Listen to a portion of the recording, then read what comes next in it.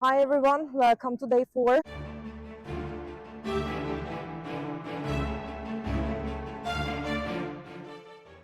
Quick update. First of all, 118 countries signed tripling their renewable energy capacity and increasing their energy efficiency. 50 oil and gas companies and US has signed a methane reduction pledge.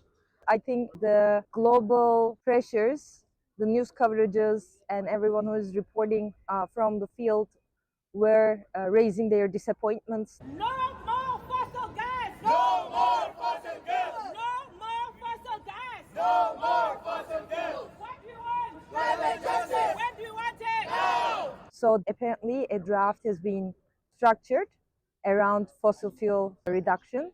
However, initial document, while it was referring to phasing out, the host country is actually insisting on phasing down rather than phasing out. And finally, the central place of youth in two particular ways. The first one is that the global workforce, we need people who are well educated around the climate change strategies and data literate.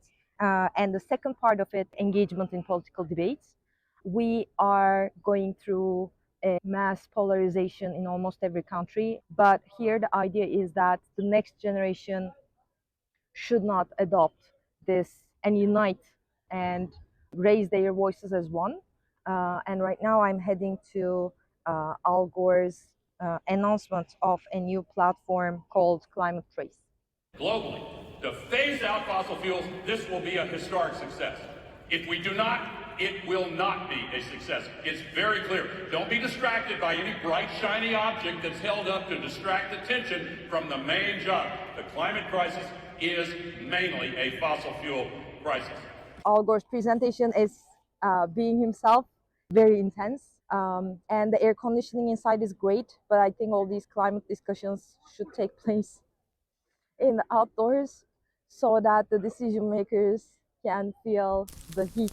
So about the Al Gore's announcement of this new platform is basically an open data source fed by billions of data points through satellite imagery, heat points, pollutants, and what they find is that in many cases what is being reported versus what is being measured can be significantly different, especially given that this COP is about global stock takes. Having third-party measurements, which does not rely on self-reporting, is amazing, because now you can measure where the highest emissions are coming from in terms of countries, regions, even individual companies. So if you're a company who would like to reduce their Scope 3 emissions, you can actually go and see if there are cleaner alternatives. However, there was one argument that I would definitely look down deeper, is that they say that, okay, so these cleaner alternatives are not utilized at their capacity. The global steel industry right now actually has so much capacity that a large number of facilities are running at less than 100% capacity. It is often the case that the cleanest facilities in the world are sitting there idling, largely going unused. However, we need to think about if these companies were at 100% capacity, would they remain as clean? Dubai-san is being relentless today. I wish Teresu was here as well. It's been so long since we haven't done a conference together. And also today, the first part of the vlog has came out. Please go and see the masterful editing again done by Teresu. Round of applause. I can't do it because I'm just holding the stick. So I have attended 2 panels. One of them was about the, again, youth involvement. The panelists say that the current narrative around the youth is not ideal. There is a certain group of roles that have been destined for them, including maybe like social media campaigns and activisms and sit-outs, but it's not enough, and they want to be on the table. They want to be a part of the decision-making processes, taking the place that they deserve in all these negotiations. The second one was about the net zero targets. Steve Smith from University of Oxford took the stage. He actually gave a important nuance about how should we understand the net zero targets. When we think down to the levels of individual nations and companies, one immediate complexity is around fairness. So who has to go first? We might need to get to net zero globally, and that might involve some countries, some companies having to get there sooner, and maybe even going down to net negative emissions. They mentioned about the platform called Oxford Zero Tracker. I will try to put the link in descriptions. The Oxford scientists and students are tracking how the countries who made zero emission pledges are progressing along those lines. So far today, I've heard about 2 different initiatives making the pledge makers accountable to their promises. I think it's an amazing development. And he mentioned the gap between the science and practice. So scientifically, everybody understands that, okay, we need to achieve the net zero targets, but then how we can make it into practice, that's a gap. From companies' perspective, I think that gap can be interpreted as the missing links from strategy to operations.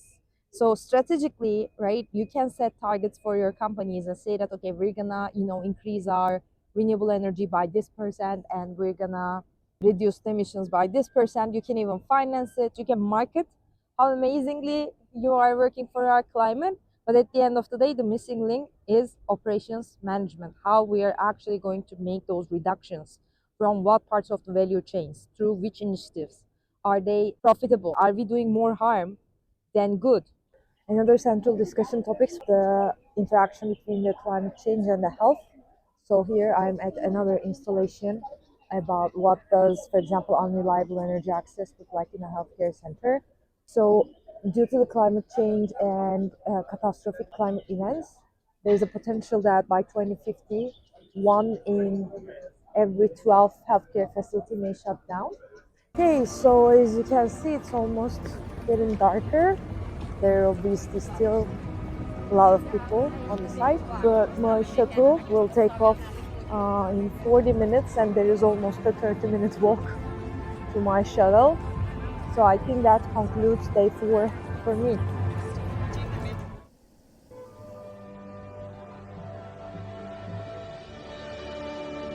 Jet lag's hitting hard. My alarm is for 6 a.m.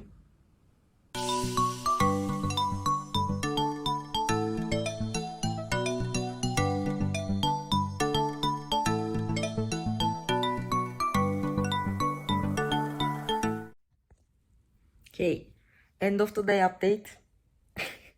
As you can see, I'm extremely tired. In the morning, I've been in the Climate Mobility Hub, which is focusing on climate change-induced migration.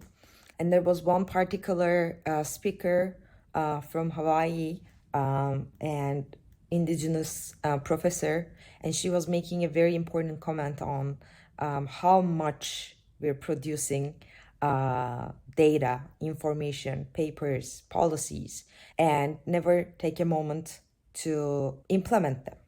We need to learn to pause. We need to learn to pause and stop producing things. Stop producing policies, work on the ones that we have not produced yet. There's a lot in place, but there's very little implementation. And when I come back to how do we amplify local research or work that has been done, communities are tired of talking about their context. And so that's the question for all of us, including researchers and policies. So it was, I think, a sobering moment for anyone who is active in research or policy environments.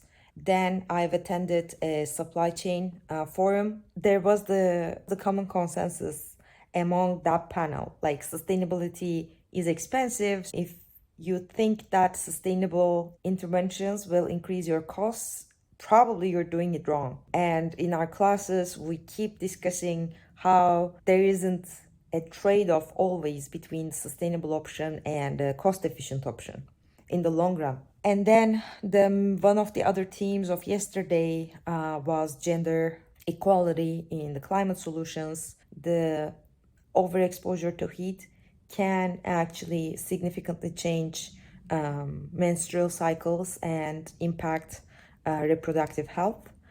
Pregnant women more prone to heat strokes and miscarriages. On top of that, they work outside in the farms in many countries. They are responsible, for example, gathering food and fetching water for their household. In many cases, they have to walk kilometers under the sun. On the other side of the extreme, the systems are failing them in the sense that even within COP, right, only 35% of the delegacies are women. I've been talking about the green jobs, and currently less than 30% of the green jobs are going for women. Yeah, in one of these panels, Hillary Clinton was the moderator. If they're not women leaders around, you find them, you recruit them, you help them, you give them a chance to compete for more of the capital that is being aggregated to provide solutions to our climate challenge.